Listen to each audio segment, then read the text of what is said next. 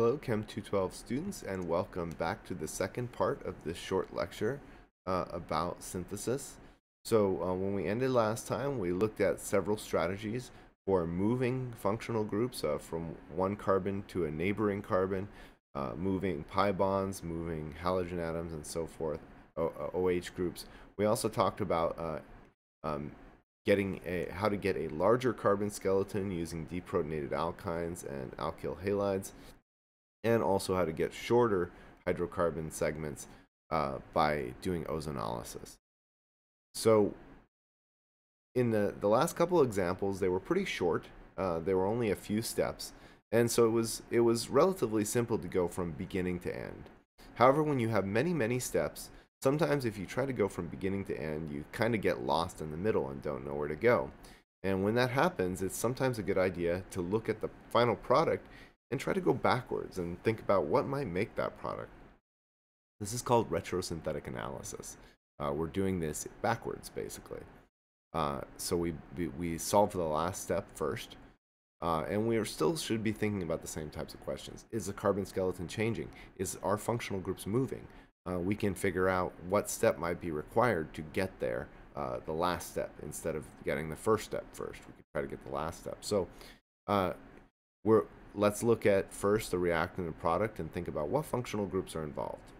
Okay, so here we look, well, we're starting with a hydroxyl group, and we're ending here with an alkyne. Okay, so with the alkyne, it's clear that we only have a few different ways that we can get an alkyne, although there are many reactions that could be involved with the OH. So here, it's kind of a good idea to think about the end. And we should refer back to our normal two questions we're asking. Are there more carbon atoms? The answer is no for this one. There's the same number of carbon atoms, so we don't have to worry about that. Is there a change in the identity of the function group? Certainly there is. We start with a hydroxyl group and we end with an alkyne. But the position is the same, so nothing's moving around. So we might want to think backwards here and think, well, what can we make an alkyne from? Right? And the ways we've made alkynes in the past is from dihalides. Right? We do an elimination of a dihalide. So we're focusing here on this last step and thinking, what could we make the alkyne from? Well, we know in the past we've made alkynes from dihalides. And so we're going to want something with two halogen atoms. And we know how to get vicinal dihalides by doing an addition to an alkene. And so you can see how we're starting to come up with a plan by working from the back. We know if we get a dihalide like this, we know we can get it by halogenating an alkene. And so by focusing on this first step, we're giving us a clearer path of how to get there. And sometimes that can be useful, especially when there aren't too many choices. What reactions do we know that can be used to make an alkyne? This is the reaction that we know, the double elimination of a dihalide. And so we think about, what kind of reactants could go to make this. And we can kind of rule out these because we don't have any easy ways to make vicinal dihalides. At least not cleanly. If we tried to halogenate an alkane using a radical halogenation of the alkane, this would give us a big mess of halogenation in all kinds of places. That's not what we're looking for. So we know that we probably want to start with the vicinal, or we choose the vicinal dihalide like I showed you on the last slide, because we know we can make that by halogenating an alkene. And so now we're thinking to our next step, right? Is that, well, okay, now that we're thinking we can get this, we're probably going to get this by halogenating an alkene, right? So if we use Br2 and CCl4 solvent, we can double halogenate this alkene, and that will give us the next step before that. And so we think, and you can see this arrow here with the double line. This is used to indicate retrosynthesis. So we're saying we're thinking backwards here. This reactant, or this product, can be made from this reactant. Okay, and so we can fill that in now. All right, so we use our excess sodium amide, and then finally water to protonate, just as we did before. And so we do this double elimination. And again, as I was mentioning, we can already start to think about what's going to go here, right? If we doubly brominate an alkene, we can get this dihalide here. Remember, these would be added in the anti-fashion if the stereochemistry is relevant here.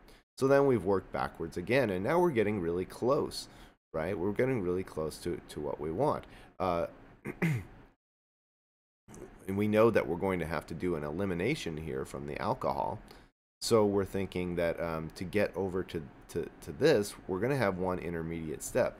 Because the OH is a terrible leaving group, before we can do the elimination, we're probably going to need to replace the OH with a better leaving group, such as tosylate.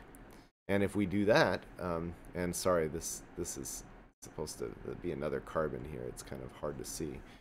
But at that point, okay, if we have the tosylate now, we can do an elimination, right? And if we do that elimination, it doesn't really matter which base we use, because either we only have one possible elimination product. So I can use sodium ethoxide, or I can use even a sterically hindered base like tert-butoxide. It would work too. And then here we would use tosyl chloride and pyridine. And now we've got the complete synthesis working from back to front. And so I've kind of given away this whole the whole path here, but you could see my thought process, right, working back from the end. So we figured out that we can make the dihalide by the halogenation of the alkene. So we use Br2 as the reagent here, and so we've filled in that. And now finally, we need to figure out this last step, and this last step involves replacing the OH functional group with a tosylate and then doing an elimination. And so the final step here is tosyl chloride and pyridine. You can use a strong base like this, 2-DBU, DBN. This would maybe be the best choice because it's not a good nucleophile, right?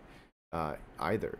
And so although and it's actually even the superior choice here, because we definitely get some significant SN2 reactions if we didn't use DBU or DBN.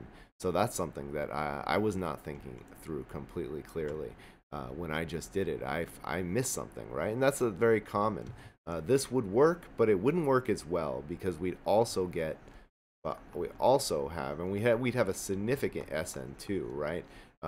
Because this would be primary. So actually, now thinking about it even further, DBU or DBN would actually be a far superior. Although we would get some of the alkene, we'd have the problem of having a mixture of products, which is not something that we want, right? So clearly, the strong base weak nucleophile would be a better choice than a strong base strong nucleophile here.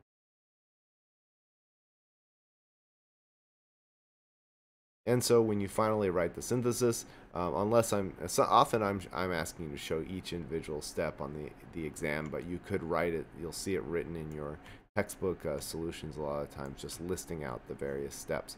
But it's important to be able to follow each step individually, right here, right? And yeah, would tert-butoxide, would that work too? Yes, but as we discussed, probably DBU or DBN would be better, because it would not be a nucleophile as well as a base.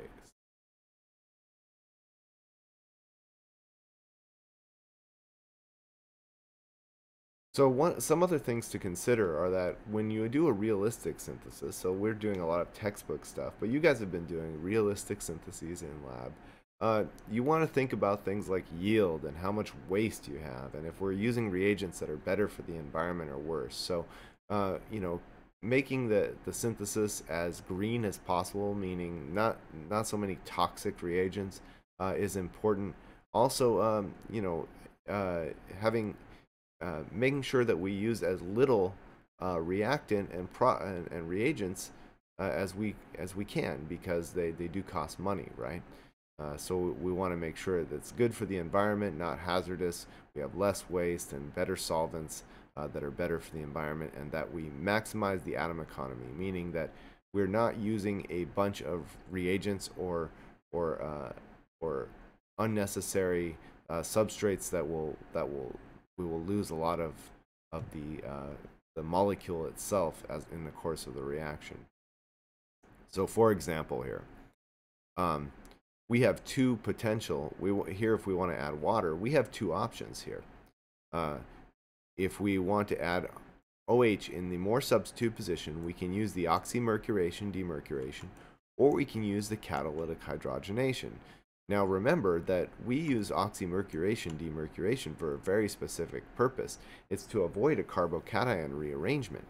However, since we're adding the OH group at the already tertiary position, that's not something we need to worry about. So there's no need to use more toxic reagents such as mercuric acetate.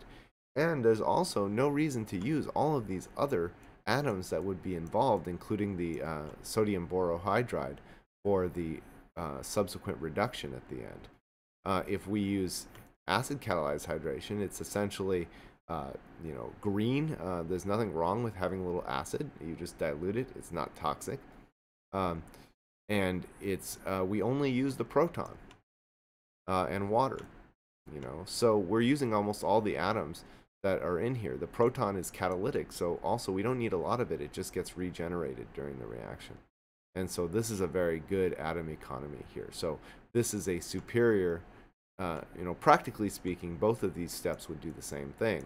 But the second step is superior because it has the waste products are less toxic, and it does not waste a bunch of atoms that are not really involved in being added on to the structure of our final product.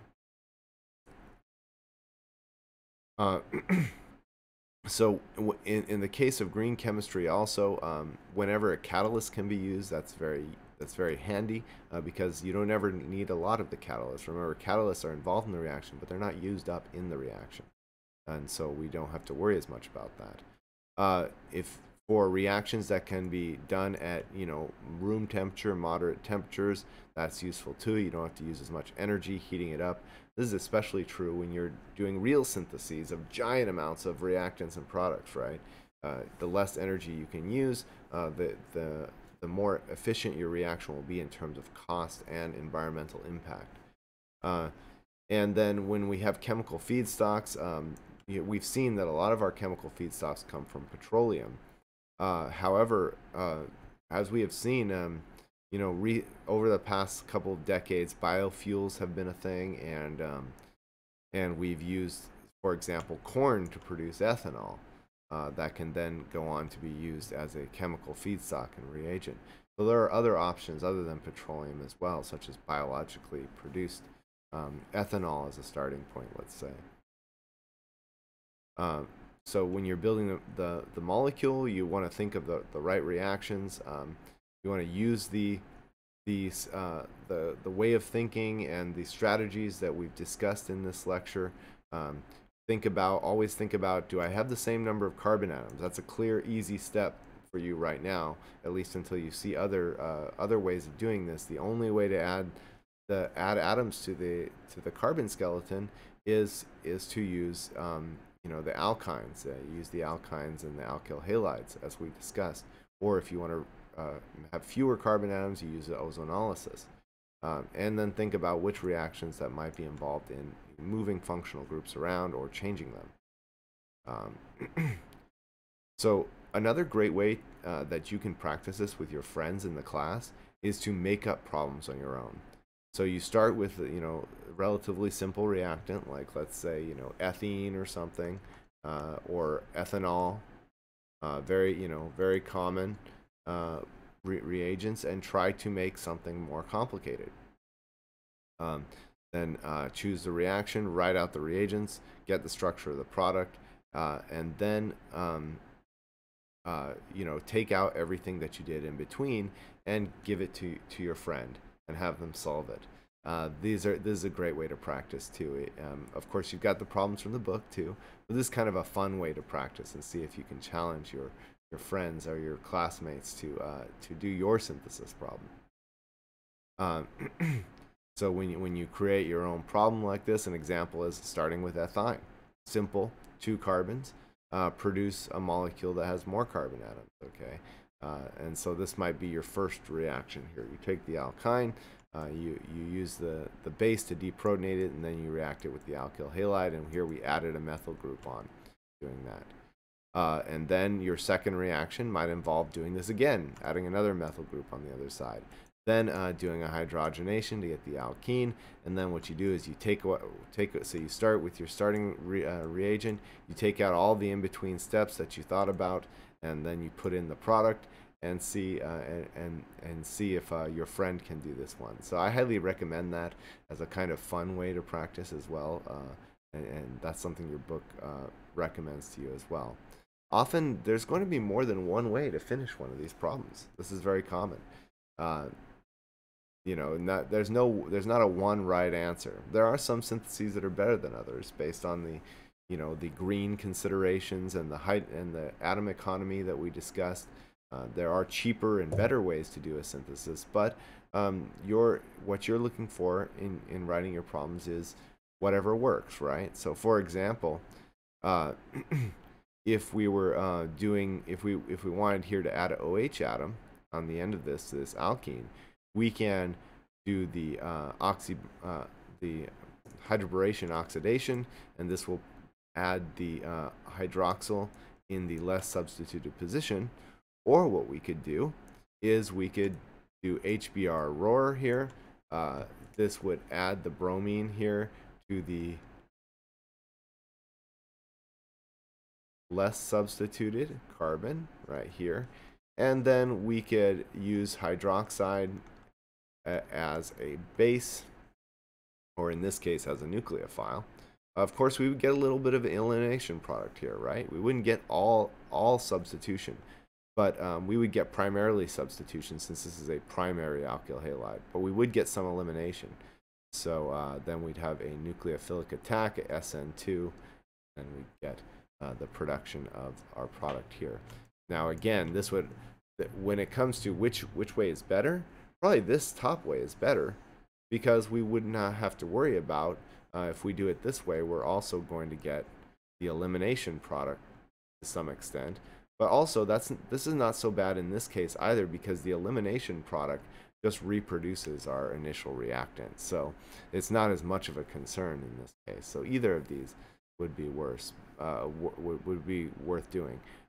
But in general, you want to find the easiest way. So the easiest way might be this one up here, because you wouldn't have to worry about the production of elimination products being formed. Of course, that would just give you back your starting rate. And so these are the general strategies for doing synthesis. I want to encourage you to do a lot of practice. You didn't have to watch a lot of lectures this week. There's not a lot of new material. Your goal is to practice this week and do as many of these synthesis problems as you can. So the homework's a little bigger than most weeks, and I really strongly encourage you to do the additional problems. You know, make sure to, as usual, do the additional problems beyond the ones that I am collecting, because all of these problems I think are necessary for you to develop that skill and do well as we go into the final exam and do more and more synthesis problems. And that's it for the lectures this week. I hope you all have a great week, and have a good one. I'll see you at the next one.